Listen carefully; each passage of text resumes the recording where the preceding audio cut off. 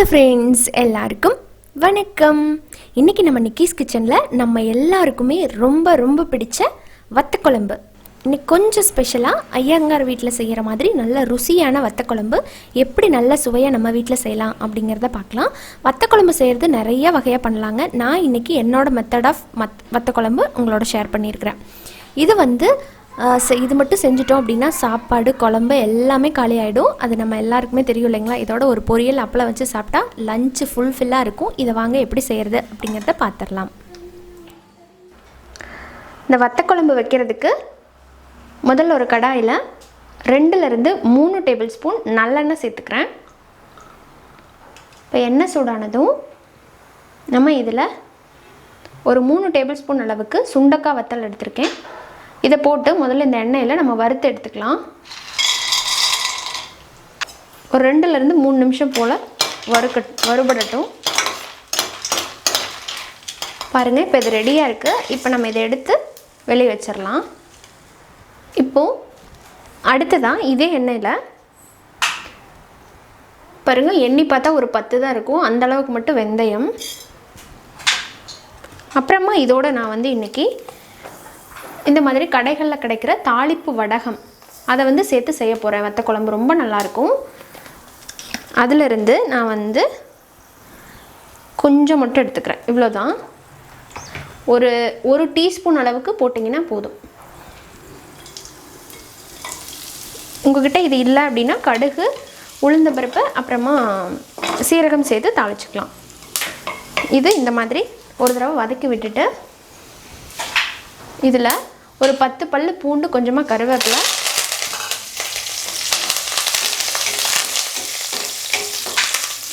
அப்புறமா இதோடவே ஒரு 15லேருந்து 20 போல் சின்ன வெங்காயம் பொடி பொடியாக கட் பண்ணி சேர்த்து வதக்கிக்கலாம்.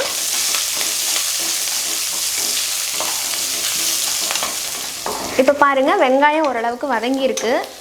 இப்போ அடுத்ததான் இதில் வெந்தய பொடி ஒரு 1/4 டீஸ்பூன். ரொம்ப முக்கியமானது இந்த வத்தக்குழம்புக்கு இந்த வெந்தய பொடி தான். இதுதான் அந்த டேஸ்ட்டை நல்லா என்ஹான்ஸ் பண்ணும். ஐயங்கார் வீட்டு வத்தக்குழம்பு அந்த டேஸ்ட்டில். அடுத்ததான் இதோட ஒரு 2 டீஸ்பூன் அளவுக்கு மல்லித்தூள். குழம்பு எந்த அளவுக்கு நீங்கள் திக்காக வைக்கிறீங்களோ அதுக்கு தகுந்த மாதிரி மல்லித்தூள் சேர்த்துக்கோங்க. அப்புறமா ஒரு 1/4 டீஸ்பூனை விட கொஞ்சம் அதிகமாக மஞ்சத்தூள். கூடவே நம்ம வீட்லேயே அரைச்ச குழம்பு பொடி, இதோட லிங்க் டிஸ்கிரிப்ஷனில் இருக்குது, செக் பண்ணிக்கோங்க.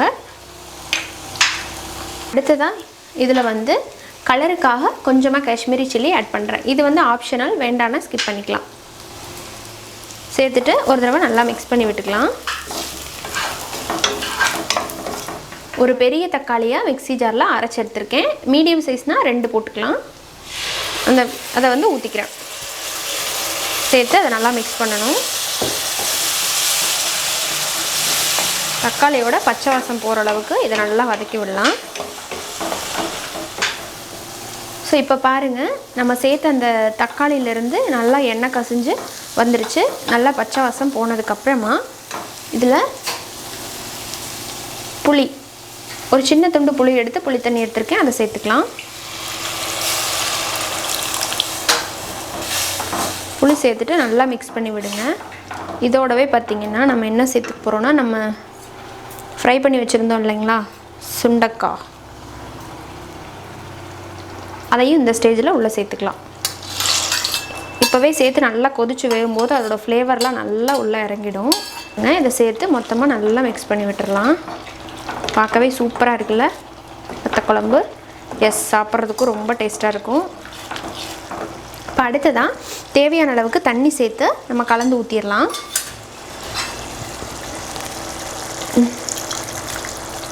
இதில் நல்லெண்ணெய் இருக்குது இல்லைங்களா, ஸோ வேஸ்ட் பண்ணக்கூடாதுல்ல, அதனால் ஊற்றுறேன்.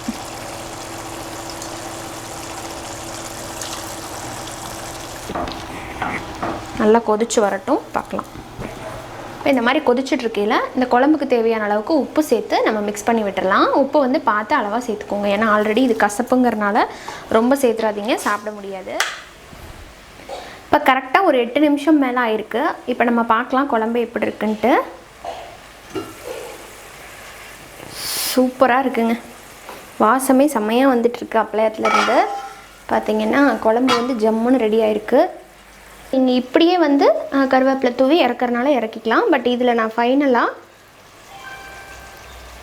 ஒரு 1/4 கப் போல் தேங்காய் பால் சேர்த்துறேன். திக்கான தேங்காய் பால் 1/4 கப் மட்டும் சேர்த்துட்டு நல்லா மிக்ஸ் பண்ணி விட்டுறலாம். நல்லா கெட்டியாயிருக்கு. இது வந்து ஒரு கொதி இல்லாட்டி 2 கொதி வரட்டும். அதுக்கப்புறம் நம்ம ஆஃப் பண்ணிக்கலாம். இப்போ பாருங்கள், வத்த குழம்புல நம்ம தேங்காய் பால் சேர்த்து கரெக்டாக ஒரு 2-3 கொதி அளவுக்கு வந்து எண்ணெய் தெளிஞ்சு வந்துடுச்சு. குழம்பு நல்லா கெட்டியாயிருக்கு, சரியாக இருக்கும். இப்போ இதில் 1 டீஸ்பூன் அளவுக்கு பொடிச்ச வெல்லம்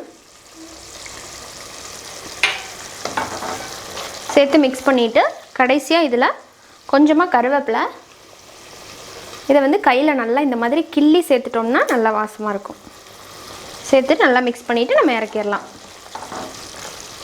அவ்வளோதாங்க, சூப்பரான வத்த குழம்பு ரெடி. என்ன ஃப்ரெண்ட்ஸ், வத்த குழம்பு எப்படி செய்கிறது அப்படிங்கிறத பார்த்தீங்களா? நிறைய பேர்த்துக்கு வத்த குழம்பு செய்ய தெரியும். பட் இந்த மெத்தடில் ஒரே ஒரு தடவை செஞ்சு பார்த்துட்டு எப்படி இருந்துச்சு அப்படிங்கிறத மறக்காமல் என் கூட ஷேர் பண்ணிக்கோங்க. இந்த வீடியோ உங்களுக்கு ரொம்பவே பிடிச்சிருக்குன்னு நினைக்கிறேன். பிடிச்சிருந்தா லைக் பண்ணுங்கள், யூஸ்ஃபுல்லாக இருக்குன்னு நினச்சிங்கன்னா ஷேர் பண்ணுங்கள். மறக்காமல் நம்ம சேனலை இன்னும் சப்ஸ்கிரைப் பண்ணாத நண்பர்கள் ப்ளீஸ் அந்த ரெட் கலர் சப்ஸ்கிரைப் பட்டனை கிளிக் பண்ணி சப்ஸ்கிரைப் பண்ணிக்கோங்க. அதுக்கப்புறமா ஒரு கோயில் மணி போல் ஒரு சிம்பிள் வரும், அதையும் மறக்காமல் கிளிக் பண்ணிக்கோங்க. அப்போ தான் நான் இனிமேல் போடுற வீடியோஸோட அப்டேட் உங்களுக்கு உடனே ஒரு நோட்டிஃபிகேஷனாக கிடைக்கும். இந்த வீடியோவை இவ்வளோ நேரம் பார்த்ததுக்கு ரொம்ப ரொம்ப நன்றி. இன்னொரு இன்ட்ரெஸ்டான ரெசிபியோட உங்களை சீக்கிரமாக வந்து மீட் பண்ணுறேன். அது வரைக்கும் நன்றி, வணக்கம்.